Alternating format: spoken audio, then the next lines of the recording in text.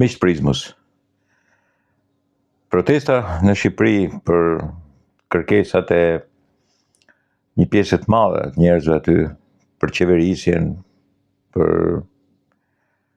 politikën, për klasën politike, është diçka që sigurisht duhet të jetë dhe duhet të ekzistojë. Nëse i kanë apo si kanë mendimet e qarta, ky është një moment tjetër, datë ditën e zgjedhjeve. Nëse janë të shtyrë apo jo të pashtyrë ose të keq interpretuar, ky është prapë një moment që ndahet. Problemi është se për shumë elemente aty protesta është e drejtë. Për shumë elemente të atyre njerëzve që dalin për të protestuar, ka arsye për ta bërë, dhe sigurisht ato arsye nuk mund të neglizhohen dhe nuk duhet të neglizhohen. Nëse janë ultramajtisë që i quaj unë, nëse janë militant partish, nëse janë njerëz të zakonshëm, nëse janë familjarë, nëse janë të ri, nëse janë të pleqë që ka më pak sigurisht. Edhe po nuk jem pleqë sigurisht, protesta në Shqipëri nuk ka sukses, nuk e bie suksesin rinia, po në vota e bien pleqë. Sepse rinia ka marrë një vendim edhe ka ikur nga ky vend. Dhe kur dalin zgjedhje kanë për dalur pleqë, kështu që kur dalin ata është mendimi i tyre, që sigurisht nuk ka përqen njësoj si ai i rinis aty. Por gjithsesi, edhe pleqt kanë për të protestuar sa të duhesh. Kanë për të protestuar për ilaçet, kanë për të protestuar për spitale, për shërbime. Për mungesë të jashtëzakonshme të një sociali i cili mas 36 viteve duhet ishte rregulluar në këtë vend, por nuk e kanë rregulluar. Mund ta kenë përmirësuar në disa raste, po disa raste tjera është keqësuar. Disa raste tjera mase është në nivelin më të ulët të mundshëm të një, po them, strukture e cila konsiderohet pastaj social. Ajo që du unë të flasë dhe të diskutoj është se kjo është një betejë midis Amerikës edhe Evropës. Një betejë midis administratës së presidentit Trump edhe Evropës këtu ke ne. Një betejë midis një të majte kundra të djathtës amerikane. Por në përgjithësi është një përplasje në Shqipëri, dhe kjo është ekstremisht e çuditshme, por njëkohësisht edhe shqetësuese, shumë shqetësuese, jashtëzakonisht shumë shqetësuese me një vend vogël si jonë. Sot kishin dalë lajmet për shembull të bllokimit të milionave të atij Tursheu që nxori Bülent Fevziu, dhe disa me mjemnin Sulaj, Zoto në Vlorë, që zotrojnë me dokumenta tokën, sipas tyre, po që nga spaku akuzohen pastaj edhe drogë. Janë vënë në sekuestro, janë vënë në kontroll ato paratë që do t'i merrnin. Sigurisht ato para janë të një zyrë avokatie. Dhe spaku e ka bërë këtë lëvizje. Kjo nga ana financiare dhe ekonomike do të thotë shumë, nga ana politike duhet ta zbërthesë pastaj se ndikimin e kujt kanë dhe si janë dhe si është organizuar ky transakcion, kjo pronësi dhe kjo shitje. Praktikisht spaku është marrë vetëm me se si i kanë bërë parat ata, dhe a janë në gjendje ata të kenë pronësinë dhe njëkohësisht si kanë vepruar që ta kenë këtë pronësi. Po në përgjithësi po kontrollon jetën e tyre, me çfarë janë marrë, dhe ju rezulton shumë se ndërhyn pastaj droga, shumë element tjerë, por nëse është bërë një lloj sekuestri ose një ndalimi i transaksionit për parat. Kjo është një anë, kjo ka të bëjë me ne. Ana tjetër është kjo përplasje e madhe. Sigurisht që gjithë Evropa është çuar kundër. Italianët e konsiderojnë kërcënim një pjesë e Italisë. Kërcënim të madh se kontrollohet Otrantoja nga familja Trump edhe nga amerikanët. Sidomos nga amerikanët e sotëm. Kontrollohet Otrantoja nëpërmjet Sazanit edhe Karaburunit edhe Zvërnecit njëkohësisht. Në duke sikur po përdorim turizmin, por në vërtet do të përdorim pastaj bazat NATO-ja, vetë ushtria amerikane. Pastaj teoritë konspirative zjerojnë shkojnë. U ngritet teoria e Izraelit, në të vërtetë janë amerikanë, pak ka të bëjë Izraeli këtu. Izraeli është edhe në Amerikë. Izraeli mund të jetë Izraeli vetë, por nuk janë paratë e izraelitëve në këtë rast. Edhe s'ka lidhje me Izraelin. unë isha Amerika. Një pjesën e ngushtë familjes të Trumpit çpun ka Izraeli, është interesat e thellësisht interesat e presidentit Trump, dhe këtu fillon sulmi fantastik. Sulmi fantastik i nxitur nga një rraje brutale, disa njerëz të paguar për ta bërë pikërisht këtë që të shpërthente. Atyre erojeve të famshëm. Nuk ka rëndësi se shkojnë në burg ata 2 javës edhe 3 muaj, për një zvarritje aq s'bën burg. Po ndërkohë mund të jenë paguar kush e di sa. Dhe me gjithë kjo histeri e madhe, pastaj që fillon në Greqi, fillon një histeri e madhe në Itali, histeri e madhe në gjithë portalet e mëdha, histeri anti-trumpiste dhe anti-amerikane në portalet më të mëdha të botës, si të majt, bile nga njerë dhe të djathtë, po kryesisht të majt.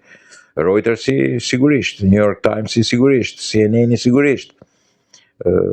Shumë element të testatave të mëdha ndërkombëtare, edhe 2 më të mëdha financiare dhe ekonomike, që është The Economist dhe Financial Times, dihet se janë anti-Trump në mënyrë të jashtëzakonshme, kanë bërë një nga zhurma më të mëdha.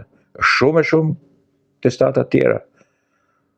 Po ju them edhe një herë tash, edhe të majta, kryesisht majta, sigurisht shumicë të majta, të partive të majta, portale nga më të ndryshme, po njëkohësisht edhe evropiane. Këtu kemi të bëjmë me 2 qëndrime. Çfarë do bëj Shqipëria tash? Do t'ju bëj qefin amerikanëve? Edhe për pushtetet? Dhe kjo i shton akoma më tepër dyshimet kur amerikanët pikërisht në këtë moment lirojnë Amerikën për të shkuar Sali Berishën për të shkuar në Amerikë. Njeriu i cili sigurisht ju hoq e drejta dhe njëkohësisht ngriti fushat anti-amerikane. Thoshte kundra Blinken edhe kundra Sorosit e kundra, se sigurisht do t'i bënte qefin, paguaj miliona por nuk e luajtën, në rastin e protestave, në rastin e ngritjes së kësaj histerie të jashtëzakonshme anti-amerikane, ata lirojnë Berishën për shkuar në Amerikë. Pse e bëjnë? Është modeli sjelljes së tyre që sigurisht pastaj bën edhe të humbin pikë. Se sigurisht nuk është se nuk e dim se çfarë non grate është Berisha. Sigurisht që bëjnë qefin Berishës dhe Berishkës, po tjerëve jo kanë prishur qefin në mënyrë të jashtëzakonshme. Po amerikanët shpeshherë, dhe sidomos administrata Trump kështu veprojnë. Shpeshherë kështu veprojnë. Ata interpretojnë interesin e tyre në mënyrë të tillë. Dhe këtu pastaj fillon e zëvend edhe teoria evropiane, që nuk duhet besuar amerikanëve, nuk duhet të ndjekësh mbrapa ato. Ato sigurisht kanë interesat e tyre, bëjnë pushtime ekonomike dhe financiare, ta kthejnë në plasdarm vendin, etj, që zënë vend kudo nëpër portale, flasin. Mjafton të lexoni dhe i shikoni që gjithë këto paralajmërohen. Po me këtë te kaluan parashikimet.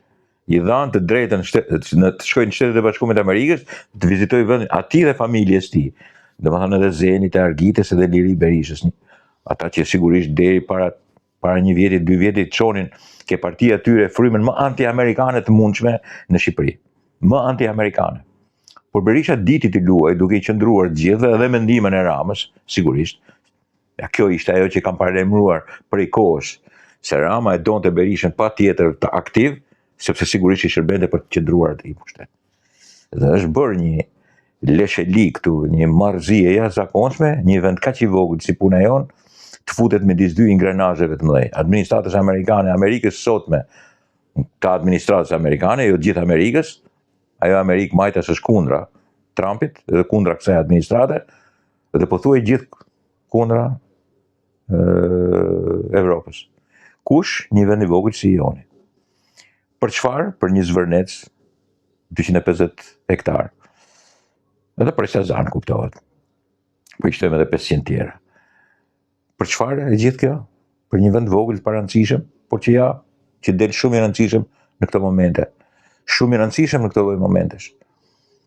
Dhe bëhet Shqipëria prap nyje për të dëgjuar në të gjithë botën.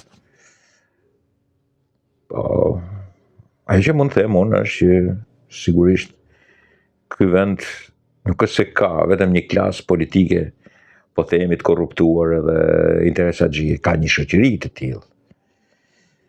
Ka një shoqëri të tillë emblematike, jo vetëm të paqartë filozofikisht e politikisht, ignorante dhe të zhbalancuar në mendimet e saj politike në mënyrë tragjike. Folk politike, mitike, në rrugën e besimit, jo vetëm të miteve, po dhe të gënjeshtës më të madhe, të urrëties më të madhe, edhe për njëri tjetrin.